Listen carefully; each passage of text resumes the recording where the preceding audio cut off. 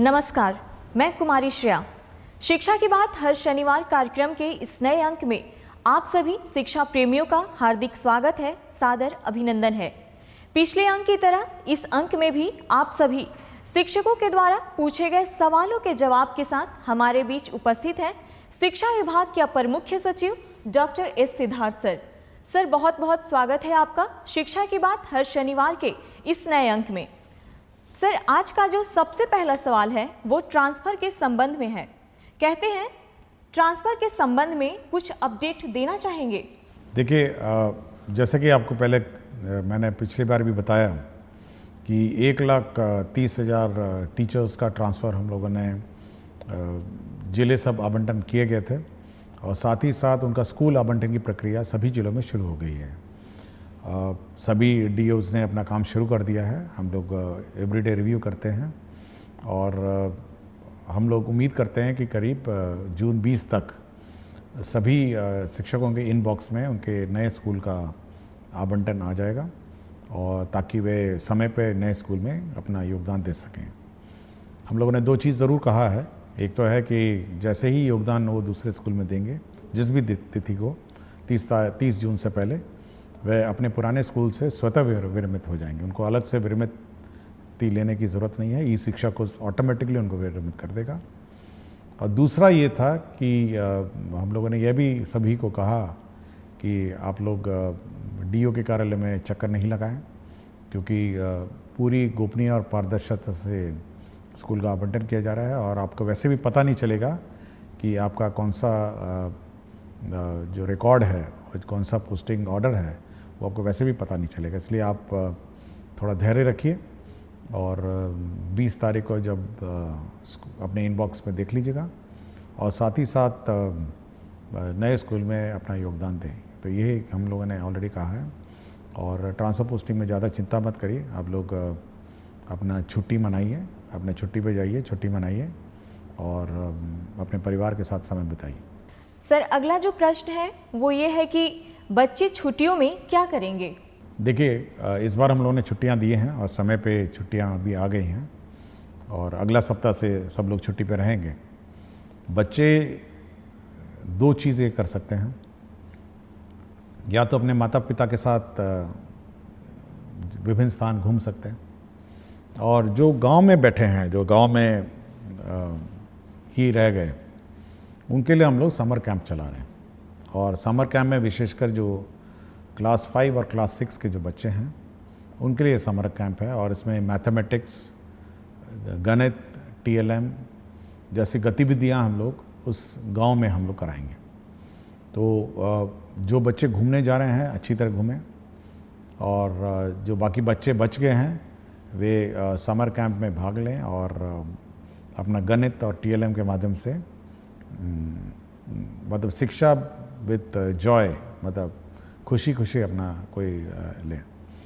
दूसरा है कि हम लोगों ने, आपको जानकारी होगा, हम लोगों ने होमवर्क भी सभी कक्षाओं के लिए वेबसाइट में डाला है और सभी स्कूल के जो टीचर्स हैं वो डाउनलोड करके बच्चों को अपना होमवर्क लिखवाएंगे। तो जब भी आपको समय मिले तो बच्चे अपना होमवर्क करें और अभिभावक से अनुरोध है कि वे बच्चों को अपना होमवर्क करने में मदद करेंगे। सर, एक शिक्षिका हैं प्रियदर्शिनी नवादा से, कहती हैं छात्रों को गर्मियों की छुट्टी में दिए गए गृह कार्य को लेकर क्या विभाग द्वारा कोई अभिभावकों के लिए वीडियो या ऑडियो संदेश या व्हाट्सएप मैसेजिंग सामग्री साझा की जाएगी जिससे वे सही ढंग से मार्गदर्शन कर सकें? देखिए, हम लोगों ने चिट्ठी दी है और ऐसा कोई हम लोग वीडियो मैसेजेस नहीं देंगे। मेरा इतना ही है कि जो अभिभावक हैं, क्योंकि अब 24 घंटे बच्चों के साथ अभिभावक रह पाएंगे, तो एक पढ़ाने की आदत उनको पड़ी होनी चाहिए, मतलब बच्चों को। और हम लोगों ने जो चिट्ठी में लिखा है कि अगर घर पे हैं तो एक पढ़ने का स्थान वो निर्धारित करेंगे जहाँ पर बच्चे बैठ के पढ़ेंगे, या तो टेबल चेयर या चटाई पे, और एक वातावरण उस प्रकार का घर पे बनाएंगे जहाँ पे बच्चे एक कोने में बैठ के पढ़ें।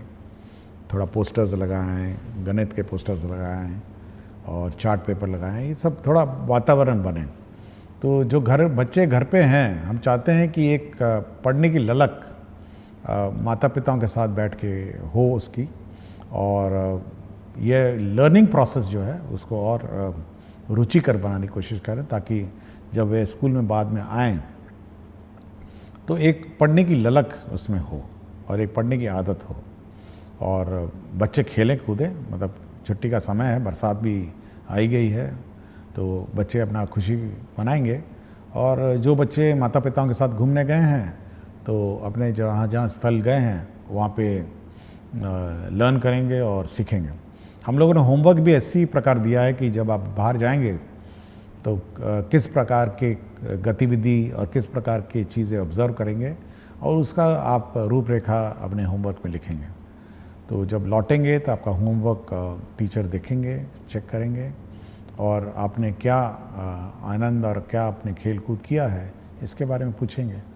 तो ये खुशी का माहौल होना चाहिए माता पिताओं के साथ, टीचर्स के साथ, अब बच्चों के साथ, कि वे छुट्टी मनाएं। सर अगला प्रश्न है कि नमस्कार सर मैं एक डाइट व्याख्याता हूँ। सर हम लोगों की छुट्टी से संबंधित अक्सर अलग अलग आदेश निकाले जाते हैं और उस आदेश के तहत हम लोगों को आर्थिक, शारीरिक के साथ साथ पारिवारिक समस्याओं का सामना करना पड़ रहा है। जैसे 3 दिन से अधिक की छुट्टी प्राचार्य स्तर से नहीं बल्कि निदेशक महोदय के स्तर से होगी। सर हम लोग मानसिक उत्पीड़न से गुजर रहे हैं, कृपया समाधान करने की कृपा करें। देखिए, अभी कुछ दिन पहले जो SCERT के डायरेक्टर ने पूछा कि सर स्कूलों में तो बंद है, क्या हम लोग ट्रेनिंग समर वेकेशन में कराएं नहीं कराएं।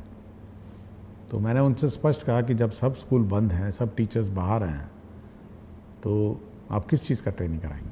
तो मेरे ख्याल से हम लोगों ने मना कर दिया, भाई जब टीचर्स ट्रेनिंग छुट्टी पे हैं तो डायरेक्ट उसके दौरान नहीं होगी।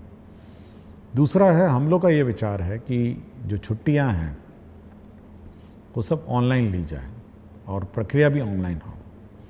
टीचर्स की जो प्रक्रिया है हम लोग ने स्पष्ट कर दिया है कि ऑनलाइन होगी, और आपको जानकारी होगा कि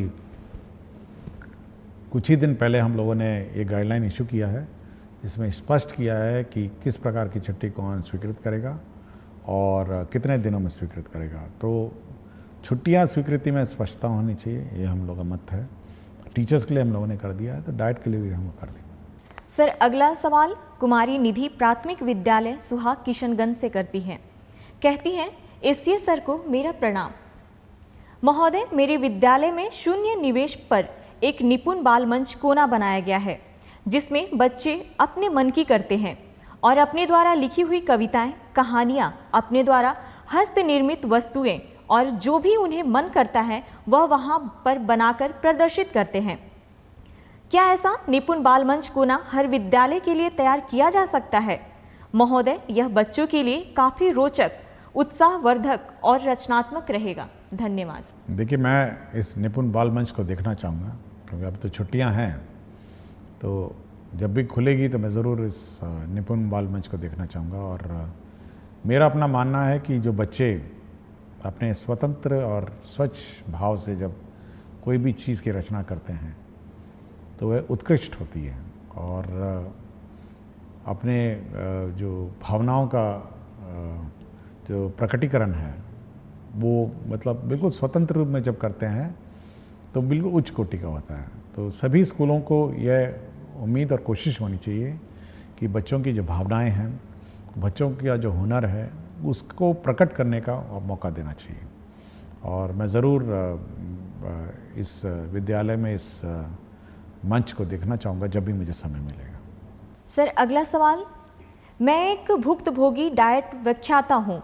सर मुझे जानना है कि एक शिक्षक या व्याख्याता कितने घंटे तक बिना थके पूरी ऊर्जा के साथ पठन पाठन का कार्य निर्बाध रूप से जारी रख सकते हैं। सर हम लोग सुबह 8 बजे से प्रशिक्षण शुरू करते हैं और 6:30 तक ये चलता रहता है। सर विगत कुछ वर्षों से इस तरह का थकाऊ, उबाऊ और नीरस प्रशिक्षण देते देते हम लोग ऊर्जा विहीन हो चुके हैं। कृपया मार्गदर्शन देने की कृपया करें। देखिए, बड़ी चिंता का विषय है। मैंने और मेरा अपना मत है कि जो भी टीचर है जब तक वो एंजॉय नहीं करेगा अपना टीचिंग प्रोसेस को, तो कुछ नहीं डिलीवर करेगा, खड़ा रहेगा, रूटीन वे में कुछ पढ़ाएगा। तो हम लोग की कोशिश है कि फर्स्ट हाफ में रीडिंग राइटिंग और ये सब जो भारी भड़कम टीचिंग है वो होनी चाहिए, और सेकंड जो पार्ट है जो लंच के बाद है उसमें रोल प्लेज होना चाहिए कि टीचर को कैसे पढ़ाना है, स्टूडेंट्स को कैसे इंटरेक्ट करना है। तो हम एक बार फिर से इसको रीलुक करेंगे छुट्टियों में कि कैसे पाठ्यक्रम पढ़ाए जाए, क्योंकि हेवी पाठ्यक्रम पढ़ा के आप डिलीवर नहीं कर सकें।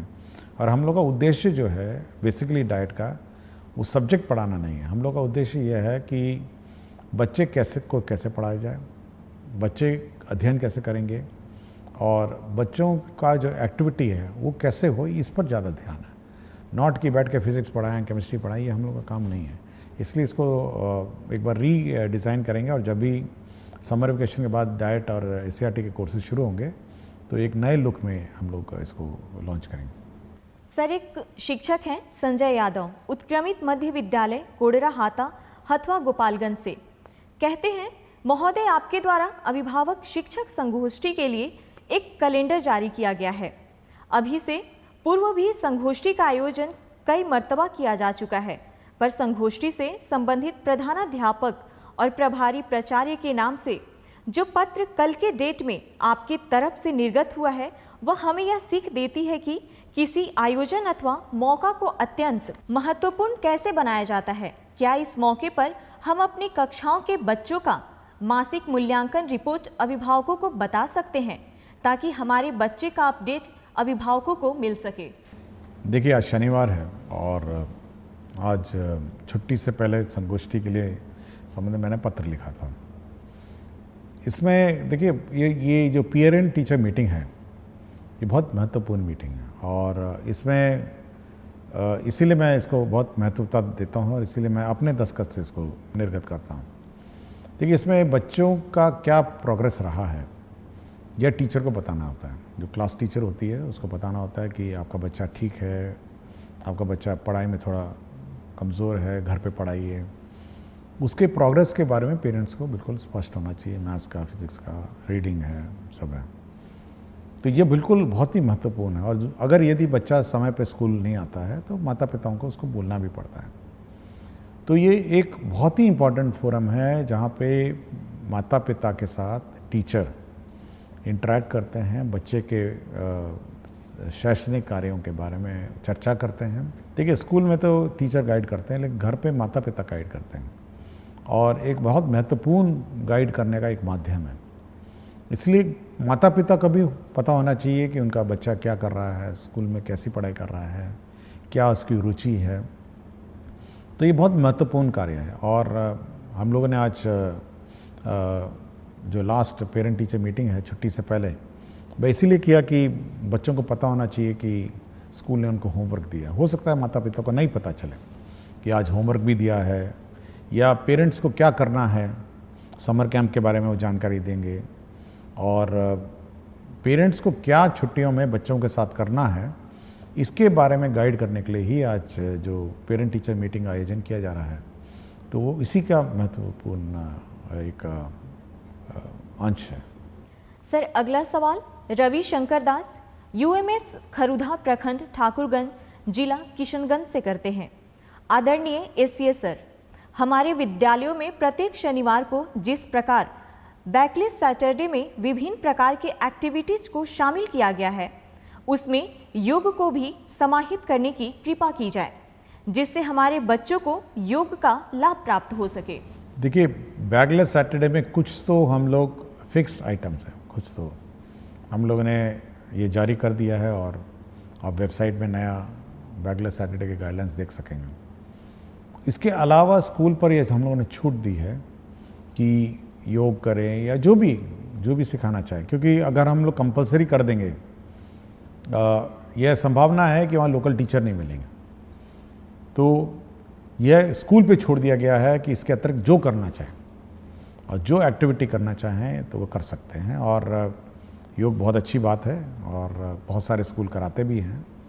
तो बैकलेस सैटरडे में बिल्कुल फ्रीडम है जो करिकुलम है उसके अतिरिक्त है। डिज़ास्टर पे बात होती है, संगीत के बारे में बात होती है, स्पोर्ट्स के बारे में बात होती है, और बच्चे को जो की चीज़ रुचि और जो क्यूरोसिटी है उसके बारे में बात होती है। इसलिए हम लोग बिल्कुल छूट दी हुई है। ये बिल्कुल टाइड अप सैटरडे नहीं है कि यही करना है और इसी पर काम करना। सर, एक शिक्षिका है बेबी कुमारी गोनवा पोवारी उच्च विद्यालय से, कहती हैं, सर क्या हर महीने होने वाली अभिभावक शिक्षक संगोष्ठी के लिए कोई एकीकृत रिपोर्टिंग प्रारूप या पोर्टल विभाग उपलब्ध कराएगा जिससे सभी विद्यालय एक समान रूप से रिपोर्ट भेज सके? देखिए, इतना रिपोर्ट अगर आने लग जाए तो हम लोग का तो विभाग बिल्कुल का सर चकरा जाएगा, और ज़्यादा रिपोर्ट हम लोग को चाहिए भी नहीं। हम लोग देखिए, हम लोग ये उम्मीद करते हैं कि अभिभावक और जो शिक्षकगण उस स्थानीय स्तर पर समस्याओं का समाधान करेंगे, स्थानीय स्तर पर अपना हल निकालेंगे। अब हर चीज़ हम रिपोर्ट लेके, हर चीज़ हम अगर इकट्ठा करने लगे तो उसका कोई हल हम नहीं निकाल पाएंगे। हाँ, फीडबैक अगर आपके पास है कोई संगोष्ठी के बारे में कि कैसे अच्छा करना है या उसमें सुधार करना है, तब तो बात सही है, लेकिन हर चीज़ का रिपोर्ट हम नहीं ले सकते। नहीं, ये हम चाहते हैं कि पेरेंट और स्टूडेंट और टीचर आपस में स्थानीय स्तर पर विचार करें और मामले का समाधान निकालें। सर, एक शिक्षिका है अंकिता दरभंगा से, कहती हैं, सर कुछ स्कूलों में अभी भी कुछ बच्चों को अभ्यास पुस्तिकाएं नहीं मिली हैं। क्या इसके लिए एक तेज ट्रैक शिकायत निवारण प्रणाली बनाई जा सकती है जिससे हम संगोष्ठी से पहले यह सुनिश्चित कर सकें? देखिए, मैंने कहा था कि छुट्टियों से पहले सभी किताबें मिल जाएं, और अगर मिली नहीं तो मैं ऑब्वियसली संबंधित में कार्रवाई करूँगा। मैंने बहुत स्पष्ट कहा था, और ये कहा था कि बच्चे छुट्टियों से जाने से पहले किताब लेके जाएंगे और पढ़ेंगे। एक बार हम लोग रिव्यू करेंगे अभी, क्योंकि छुट्टियां हैं, कि किस किस को किताबें नहीं मिली और किस कारण से नहीं मिली। लेकिन ये यदि नहीं मिली हैं तो बड़ा चिंता का विषय है। मैं पहले भी बोल चुका हूँ, और पिछली बार भी मैंने कहा, एक बच्चे ने किताबों के बारे में चर्चा भी की थी, तो अगर नहीं मिली तो मैं इस पर एक बार समीक्षा करूँगा और देखेंगे, इसको कोई रिजॉल्व करने की कोशिश करूँगा। और अगर कोई इशू होगा तो हम लोग कोशिश करेंगे कि अब तो टीचर तो है नहीं, तो बच्चों को आइडेंटिफाई करना भी मुश्किल है, तो एटलीस्ट जो छूट गए हैं, जिस दिन स्कूल खुलेगा वहाँ पर उस किताबें रखी रहेंगी। सर, अगला सवाल है, सर पीटीएम के लिए निर्गत पत्र अत्यंत शानदार है। आप तो सबसे बड़े पदाधिकारी हैं, हम शिक्षक तो पीटीएम अच्छे से ही करेंगे, पर शिक्षा विभाग के पदाधिकारी यदि विद्यालयों में पीटीएम को देख पाते तो निश्चित रूप से इसकी गुणवत्ता में बढ़ोतरी होती। देखिए, पीटीएम के बारे में हम लोगों ने ज़रूर आंकड़े मांगे हैं कि कितने बच्चे आए थे, कितने माता पिता आए थे और क्या चर्चा हुई थी। तो एक गूगल शीट हम लोगों ने निदेशक के माध्यम से हम लोगों ने निर्गत किया है, तो उतना डेटा तो हम लोग को आ ही जाएगा कि कितने माता पिता पेटीएम आए थे और क्या हुआ था। मैंने जैसा कहा, देखिए हर चीज़ को अब हम लोग इतनी क्षमता भी नहीं है कि इतनी बड़े 77,000 स्कूल में पीटीएम हो रहा है तो मॉनिटरिंग है। बट हाँ, फ़ोटो है उसमें, आपके पीटीएम का फ़ोटो है कि सच्ची में पीटीएम हुआ था या नहीं हुआ था, ये सब रिकॉर्ड्स है। और मैं चाहता हूँ कि कुछ ज़्यादा मतलब मॉनिटरिंग, इतनी मॉनिटरिंग मत करवाइए कि मतलब व्यवस्था में हम कन्फ्यूजन में हो जाएं। टीचर्स और स्टूडेंट और पेरेंट्स अपनी कोई व्यवस्था करवाइए और इस व्यवस्था को अपने संचालन कराइए। सर, अगला सवाल आशीष कुमार विद्यालय प्राथमिक विद्यालय तिरसकुंड जिला अररिया से, कहते हैं, सरकारी विद्यालय में विद्यालय अभिभावक गोष्ठी एक बहुत ही सकारात्मक पहल है।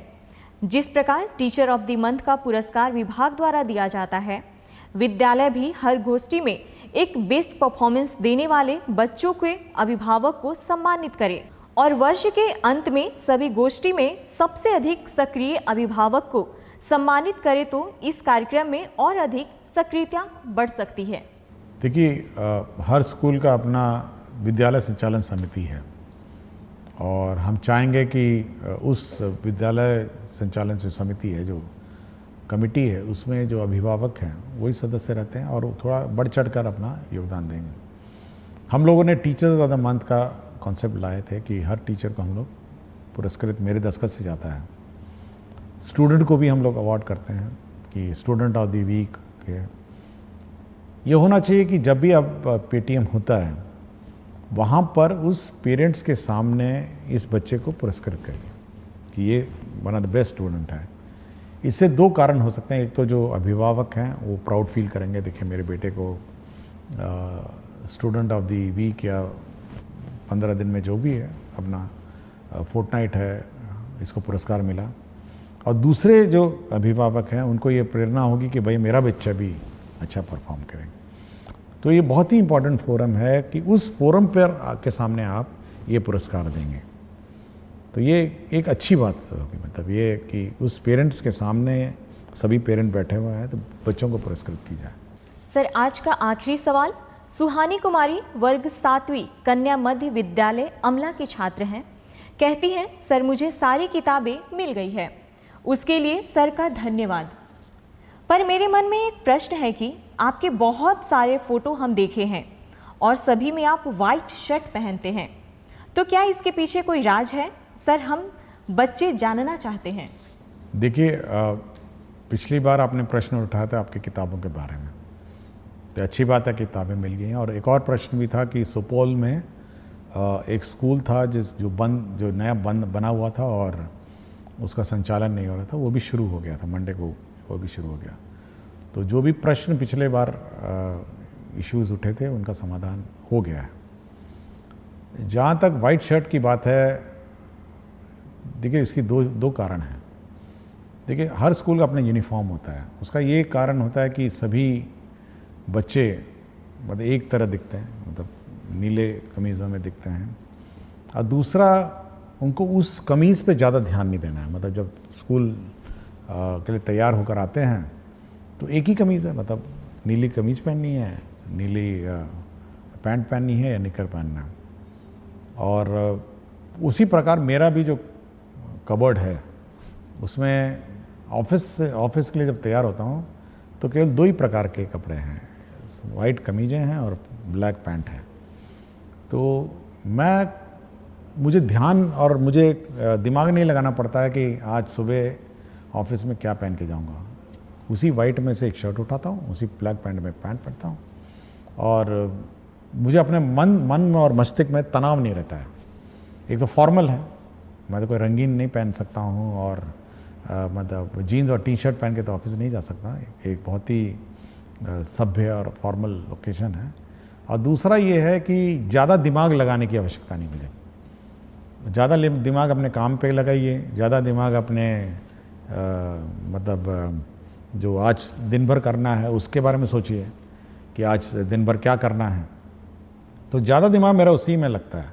और जब मैं नहाता हूँ तब सोचता हूँ कि आज दिन भर का क्या काम है, उसको रिवाइज़ करता हूँ कि ऑफिस जाऊँगा तो ये करूँगा, फिर 11 बजे ये करूँगा, 12 बजे ये करूँगा, 12:30 इन लोगों को मैंने समय दिया है और 1 बजे 1:30 बजे मैं खाना खाने आऊँगा, फिर 3 बजे ये करूँगा। तो पूरा रिवाइज़ होता है, एक पूरा प्रक्रिया। जब मैं तैयार हो रहा था तो पूरा मेरा दिनचर्या बिल्कुल रिवाइज़ होता है, मेरे दिमाग में बैठा रहता है। मुझे कभी भी एंगेजमेंट पैड देखने की ज़रूरत नहीं है कि आज दिन भर मुझे क्या करना है। और पूरा कंठस्थ याद रहता है कि शाम 7 बजे 8 बजे आज किसी की शादी में जाना है, आज किसी के सालगिरह में जाना है, ये भी नपा तुला रहता है। तो इसलिए ये दिमाग बिल्कुल नहीं लगाना पड़ता मुझे। और कमीज और पैंट और शर्ट में मैं ज़्यादा दिमाग नहीं लगाता। वाइट शर्ट और ब्लैक पैंट यही 2 है जो मैं ऑफिस पहन के जाता हूँ। इसके अंदर मैं कोई रंग नहीं पहनता हूँ।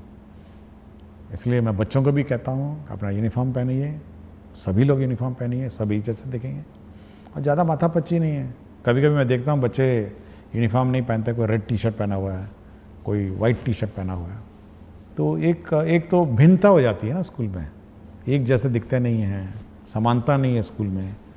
और अगर हम लोग छोड़ दें बिना यूनिफॉर्म के तो आप सोचते हैं कि जो अमीर बच्चा है वो अमीर बच्चे की तरह ड्रेस करने लग जाएगा, जो गरीब बच्चा है वो गरीब की तरह ड्रेस करने लगेगा। एक कंपटीशन और प्रतिस्पर्धा हो जाएगी कि देखिए वो बहुत अच्छा पहन के आई है, वो बहुत अच्छा पहन के आया है, हम भी पहनेंगे। तो ये सब छोड़ के सब एक रूपता, एक साथ कपड़े पहनिए और ध्यान शिक्षा और शिक्षा ग्रहण में लगाइए। बहुत बहुत धन्यवाद सर।